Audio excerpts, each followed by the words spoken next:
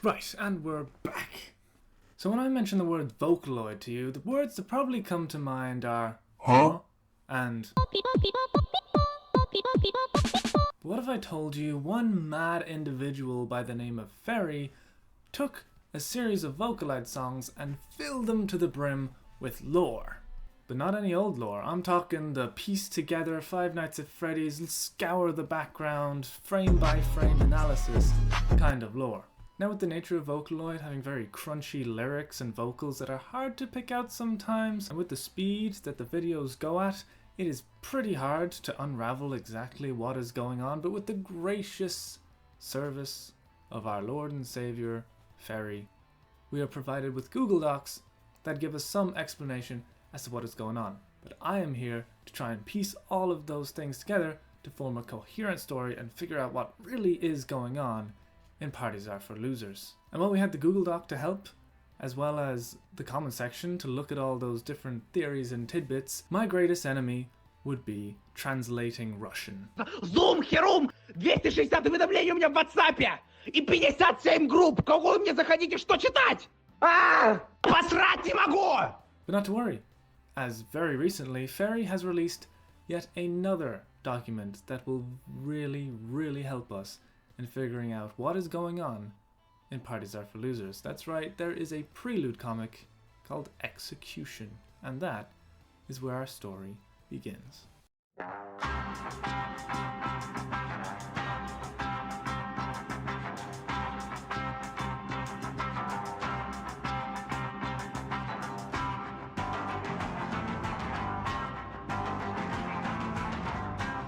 Like many prequels that came before it, Execution has been released after the latest installment of Parties Are For Losers and comes in the form of a comic.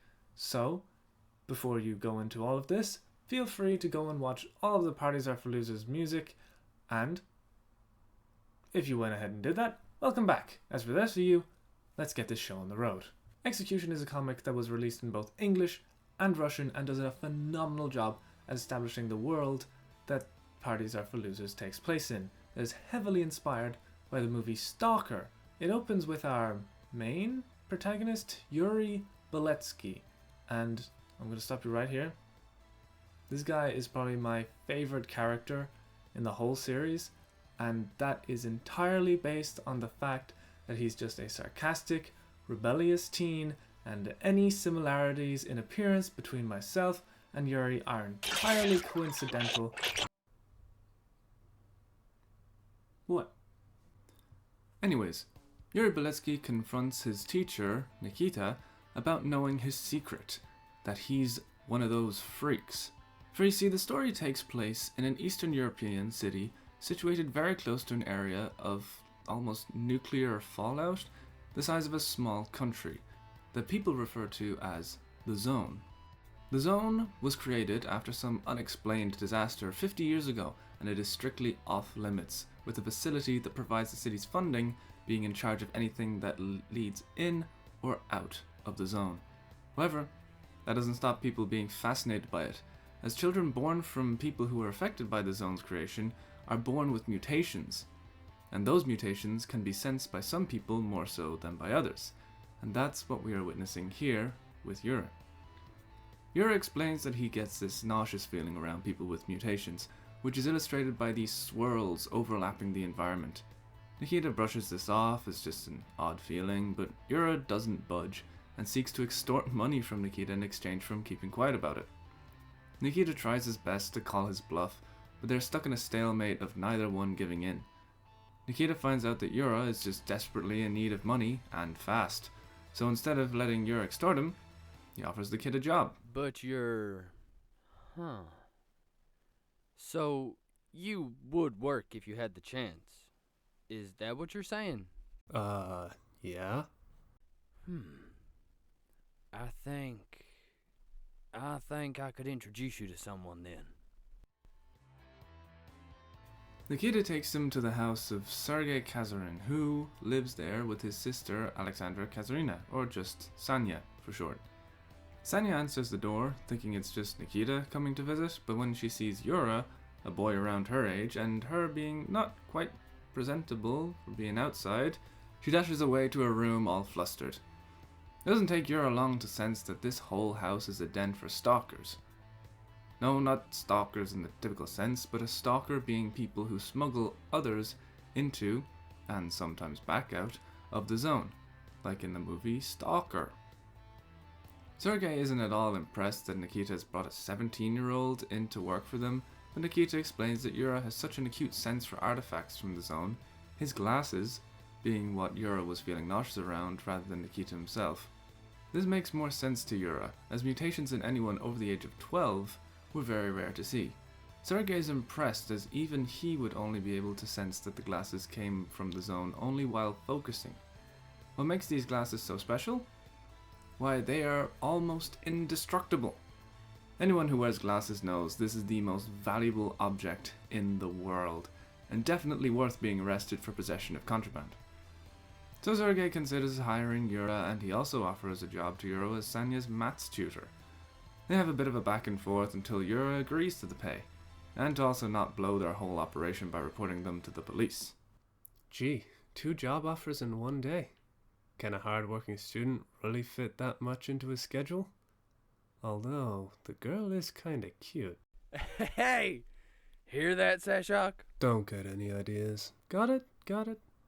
But just so you know, I'm not gonna work under some crap conditions. 15 per lesson. And free tea. Bitchin'. Then again, why do I have to bust my ass for you, huh? Seems like you're running a whole criminal gang here. Would be real bad if somebody tipped off the car. Just kidding, just kidding.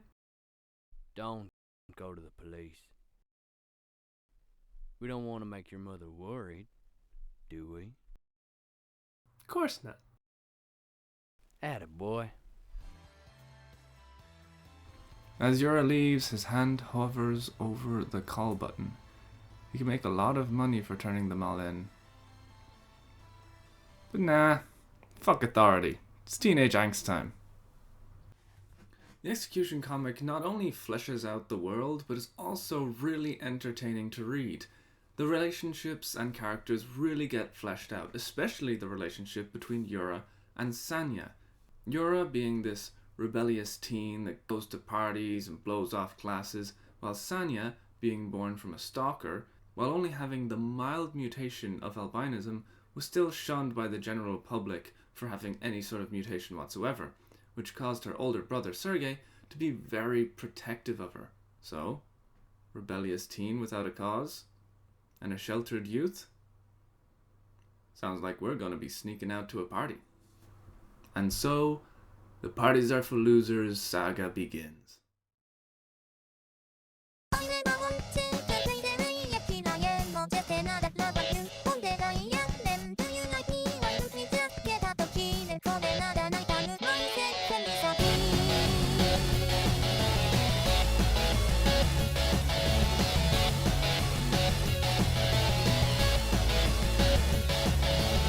So the music video takes place both forwards and backwards in the timeline of the story, so first I'm going to go through what's going on in the initial Parties Are for Losers music video, and then go through the story in chronological order while making reference to each music video that the lore comes from.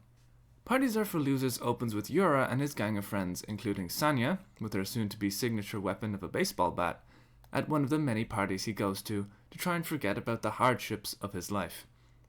Yura takes a look around and begins to feel nauseous due to him being able to sense mutations, and across the dance floor, he spots a girl after spilling a drink on another partygoer.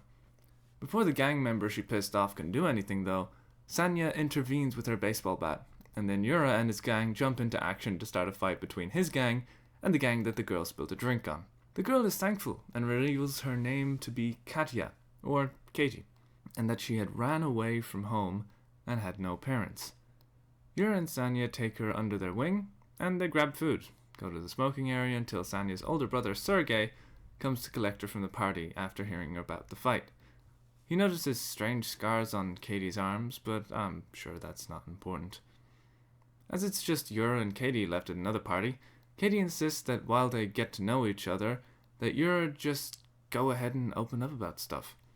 They head to the bathroom and Yura's false disposition crumbles, as he has an emotional breakdown, but Katie seems to be unfazed, comforting him in his state of vulnerability.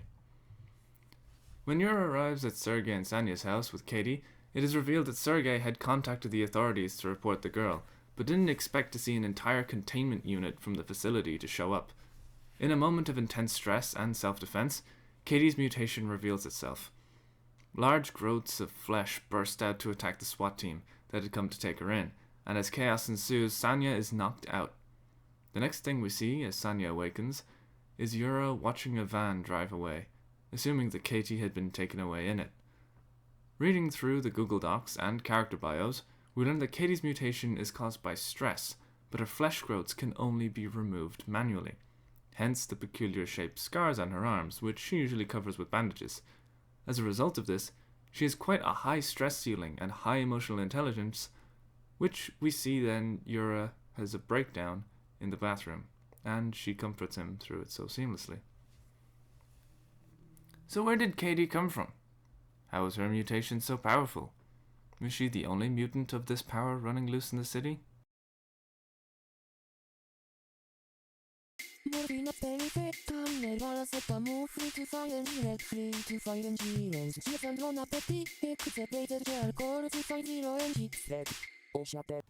Let's take the story back a few paces, to the facility bordering the zone, where a lady named Dr. Temnova is running experiments on children that have been born with a mutation from the effects of the zone. She isn't the only one in charge of this operation, however, she is in charge of her proudest project yet, subject DT001319. He shows incredible promise with his mutation, giving him the incredible power of telekinesis. Therefore, instead of him being locked in cells like the rest, he is given the best treatment of any subject in the facility by Dr. Temnova herself, additionally feeding him supplements to help suppress his powers to ensure he doesn't break out and wreak havoc across the city with his immense potential for destruction. This special treatment causes DT001319 to have his view of himself as far more valuable than the other mutants, who just seem to be disposable machine parts. It's also cute to see all the fan character designs for these mutants that DT001319 deems as inferior.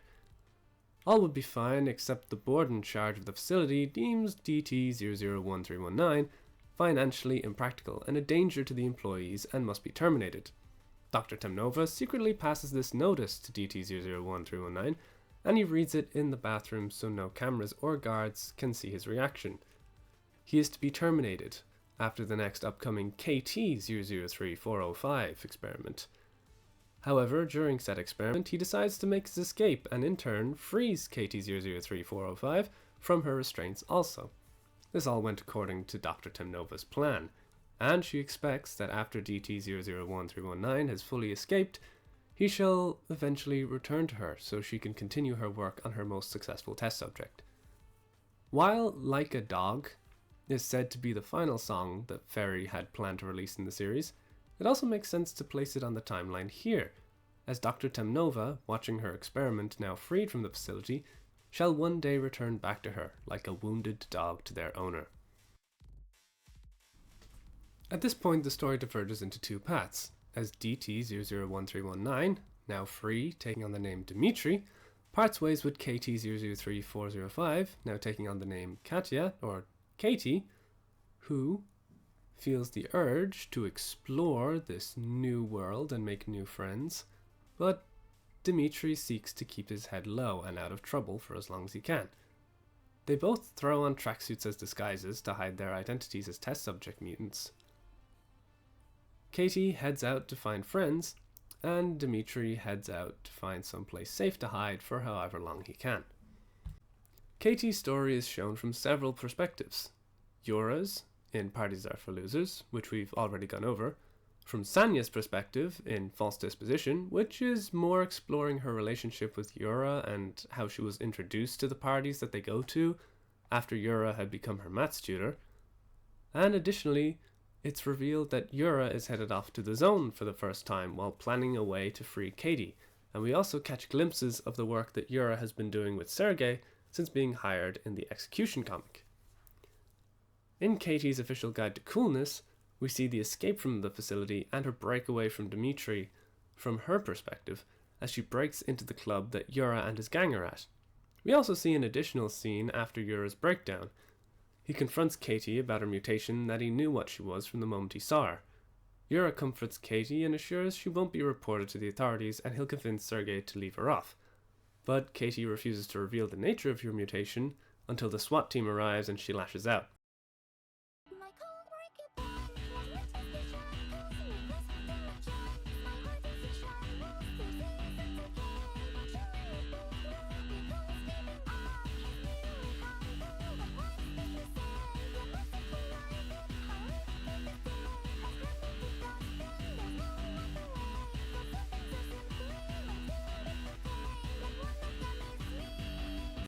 As she lies in the containment facility, she believes that things like her are meant to be contained, and gives up trying and says goodbye to the outside world.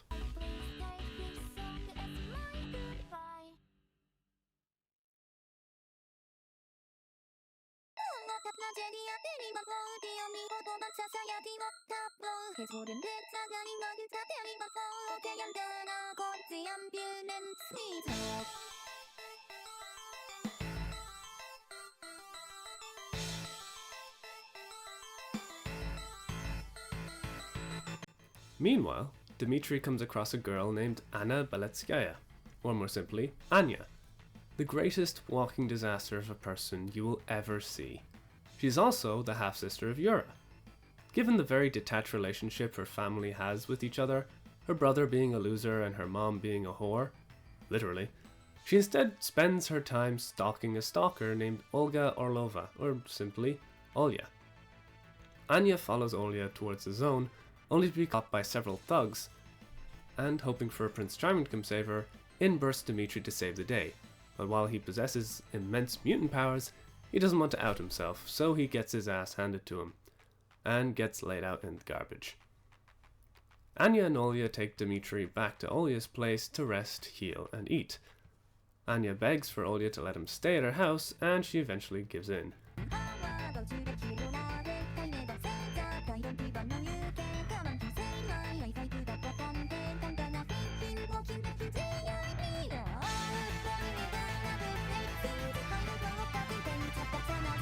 Anya is overjoyed and asks Dmitri if he wants to go out with her, to which he says yes, not totally understanding the question, but who cares? Now they're the best teen rebels the world has ever seen, even better than her older brother and his gang of losers. Speaking of which, Yura has a cameo, seeing his little sister and Dmitri trying cigarettes for the first time, showing that she is very much still a walking disaster and quite innocent and naive at that too. Olya spends the night at Sergei's place, and the two talk about how he too encountered a kid that had run away from home within the same time frame, and had potential mutations also. So Olya confronts Dmitri, asking if he recognizes Katie's jacket at all. Dmitri's immediate emotional response confirms Olya's suspicions, as Dmitri causes cutlery and pins to float and aim towards an unbothered Olya. Anya, being the walking disaster she is, misinterprets the situation and dives in to grab the phone, and once all is settled, nobody gets hurt.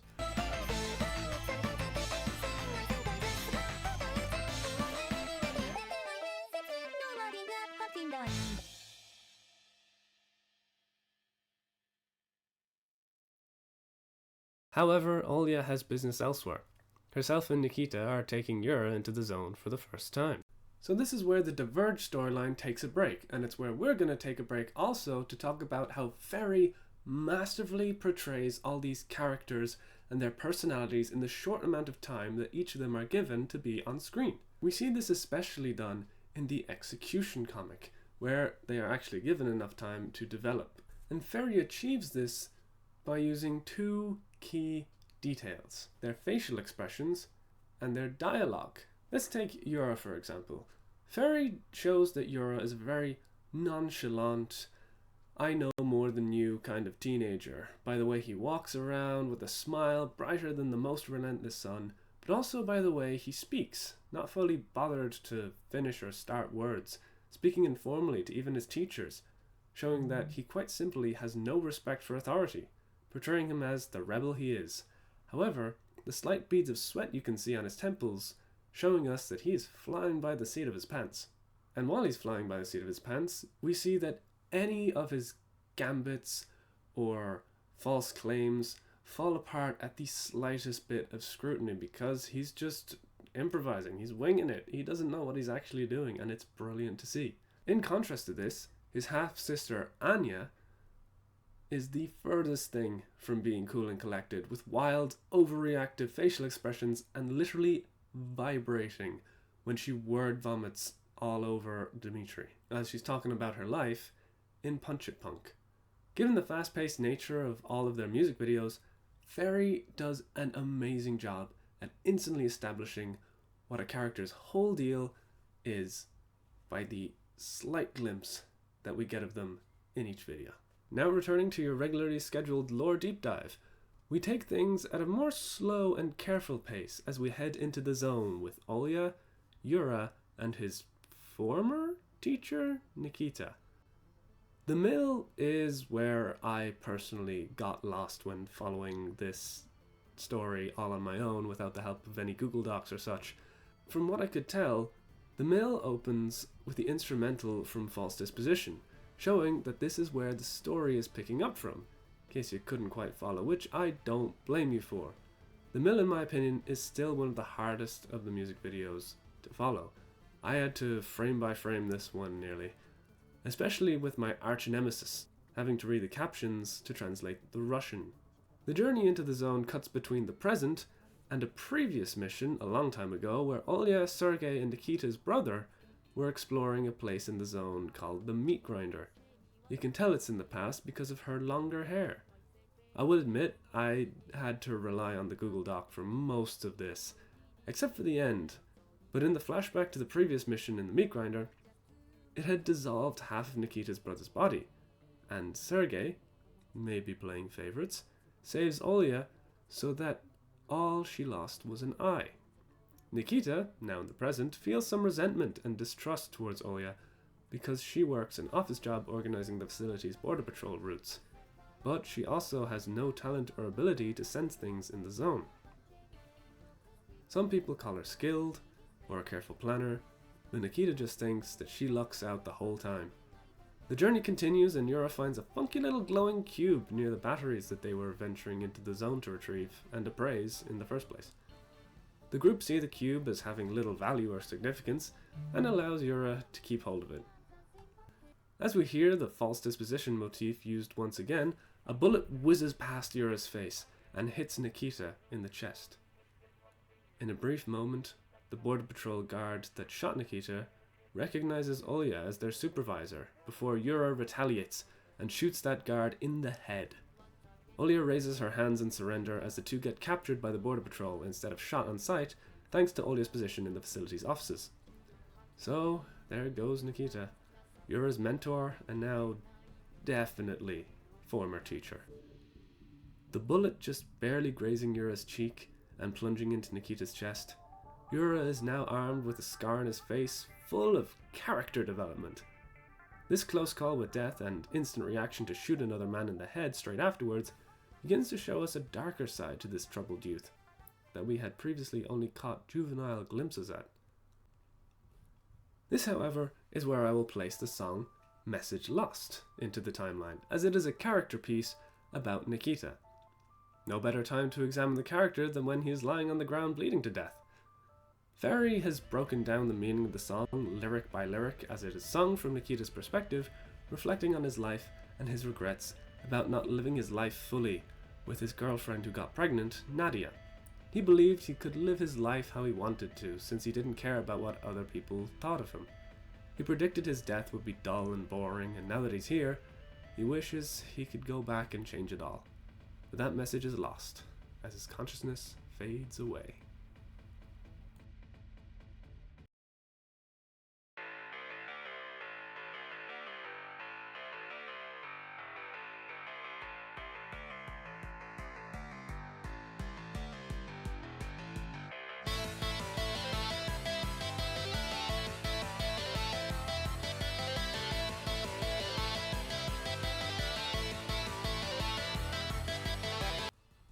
So Sergei receives a call on his phone and hears that Olya and Yura have been brought to a containment facility to be interrogated after they had been caught stalking through the zone. We see that as Sergei gets dressed and ready to head out to the police station, From the comic execution, it seems that Sanya and Sergei either have the same brand of clothes or they actually share clothes, which really goes to show how dire their financial situation may be.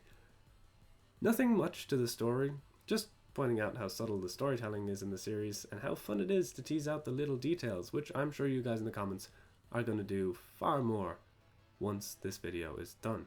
Throughout the song, we see how much Sanya means to Sergei and how overprotective he is of her.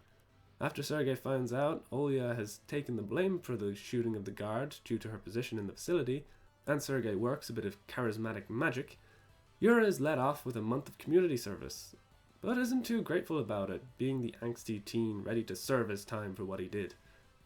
Which rightly pisses Sergei off. After all Sergei had been through, and with the death of Nikita and Olya now possibly facing some serious jail time, Sergei cuts Yura off from working with him. From seeing Sanya, everything. Access denied.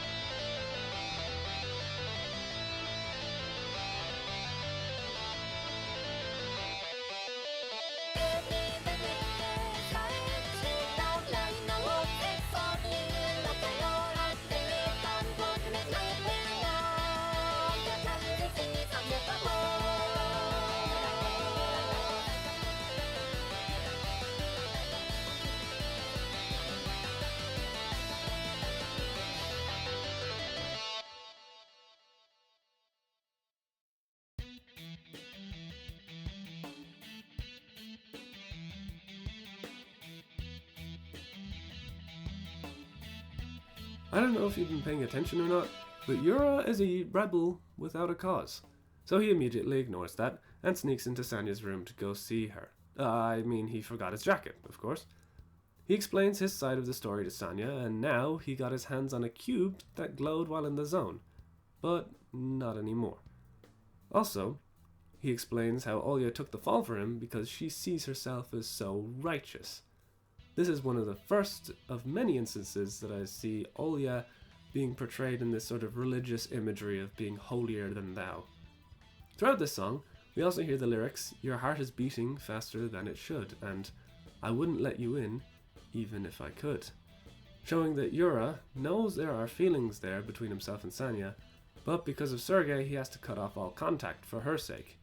Also during this time, Yura has been doing his community service, where he runs into his sister Anya and her new friend, Dmitri. Yura gets this nauseous feeling he always gets around mutants, and this one is strikingly similar to the one he got around Katie.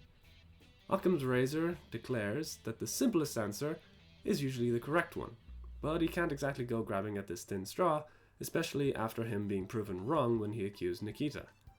He digs a little deeper into how Anya and Dmitri met, feigning interest in their relationship rather than how he was actually lining up the dates of Dmitri running away with Katie running away, similar to how Sergei and Olya did. So now the whole gang is beginning to catch on, but Yura still needed some more definite proof. So, flashing back to Yura and Sanya's room, he leaves the cube he got from the zone with her as a souvenir, but she notices that it is glowing slightly in response to her slight mutation of albinism. So while Yura doesn't notice now, they'll find the function of the cube being that it glows when near someone with mutation. Yura is about to leave, but Sanya dashes in for a hug, where we hear the lyrics I mentioned previously return, but different. "My heart's beating faster than it should, and I can't let you in, even though I wish I could." So now their feelings are out there. Yura, while he returns the hug and reciprocates the feelings, he is frustrated by the fact he can't cut off Sanya so easily. But Sanya doesn't care what Sergei says, she still wants to be with Yura. The video ends with Yura at home, taking a look at his brand new character development scar, as he begins to hatch a plan on how to prove without a shadow of a doubt that Dmitri is a mutant, and not only that, is a mutant connected to Katie. Yura is beginning to show his true colors, as someone who uses people as a means to an end. Both Dmitri as a way to get to Katie, and Olya as a way to keep himself out of jail.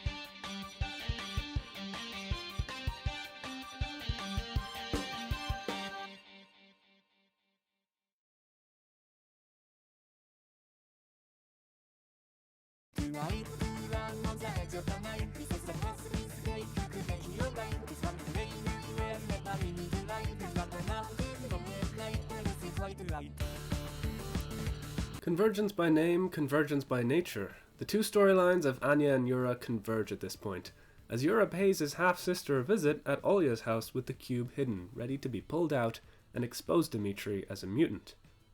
Yura knows he is way in over his head with this meeting, as after what he saw Katie do, who knows what this mutant is capable of. Dmitri doesn't see the point in hiding anymore, and tells his side of the story and why he escaped. He also explains his role he played in the facility with experimenting on Katie. Both Yura and Anya aren't pleased with this, as well as when Dmitri isn't willing to help rescue Katie after he broke her out once before. And then she went ahead and just screwed up her chance by wanting to go have fun and explore the outside world instead of laying low like Dmitri told her to. Yura is taken aback, but not surprised, so has a backup plan of being on a recorded call with Sanya, and that he'd leak it to the public, not to expose Dmitri, since he could just run and hide somewhere else, but since Olya is being held by the facility at this time, she would be in grave danger, having provided shelter for an escaped mutant. Once again, we see this religious imagery of a sacrificial lamb being used for Olya. Anya is appalled at this blackmail, and Dmitri shoves Yura to the ground, breaking his phone and about to kill him, but Anya stops Dmitri. All according to Yura's manipulative plan. Like it or not, they were going to have to all work together. Since they were all tied, and the music video makes it very obvious with the imagery of these cables connecting all the characters, trapping them in strangleholds, all except for Yura, who one can assume is the one pulling all the strings. At least for the time being. This man's plans have a habit of falling apart.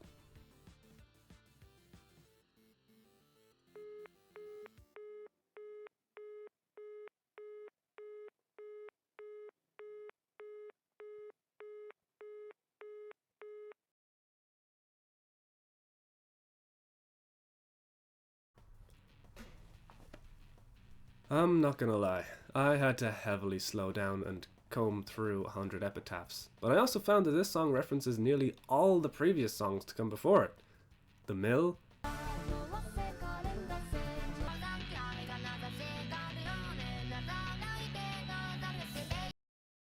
the tepid autumn day,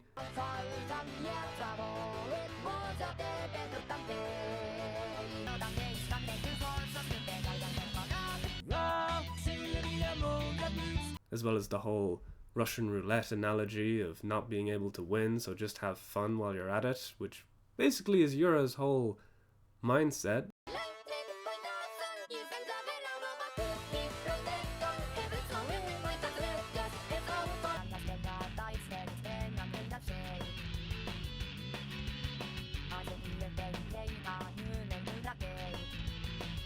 Anyways, after the call goes dead, Sanya doesn't overreact.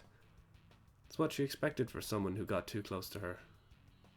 But then Yura shows up on her balcony again, acting as if nothing had happened, and she flips out. Yura explains they have everything they need to break Katie out of the facility now. They just need a plan of action. He wants to leave Sanya out of the plan, but he is unable to hold a gun after the incident in the zone. He becomes frustrated once again that these pesky involuntary feelings are getting in the way. Then things begin to intercut and overlap. So, from what I can tell, Sanya wasn't satisfied with how harshly Yura dealt with the situation, dealing with blackmail. She feels that Dmitri will kill them both when he gets the chance to during the break-in attempt. Sanya organizes a meeting with Dmitri, but was unaware with just how dangerous he really was, and she is as helpless now as when Katie's mutation was unleashed. She almost gets strangled by telekinesis, but for some reason, Dmitri can sense her mutation and hesitates, so she takes the slight opportunity to begin talking. She explains about Katie and tries to work out some sympathy from Dmitri so that he will genuinely care about the mission and at the very best, maybe forgive Yura for pulling so many manipulative ploys on him. Dmitri leaves feeling uncertain, which to Sanya is progress. As Yura works on disguises to use for the break-in, Sanya practices using the gun in a firing range since Yura is unable to. As the day approaches, Yura is in Sanya's room and the two forget themselves. and Sergei discovers that Yura had disobeyed his request to leave Sanya alone. Seeing that shit-eating grin on Yura's face once again sends Sergei flying into a rage, chasing him out the window and ready to beat the kid. But surprisingly, Sanya stops him, and Sergei comes to a realization. He can't control Sanya anymore. He can't be the overprotective big brother that he always has been. He tells her to do whatever she wants. Sanya stays there, confused, having earned her freedom, but it seems at the cost of her own brother. And Yura stands behind her, seeing that he's almost won once again. The countdown to the break-in begins. Sure hope the plan goes well. Whatever it is.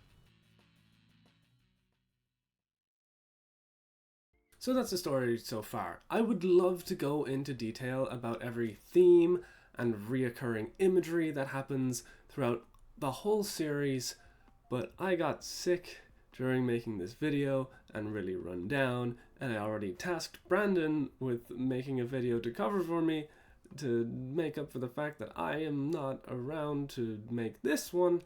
So here it is. It's out into the world now. Hooray. I hope you enjoy.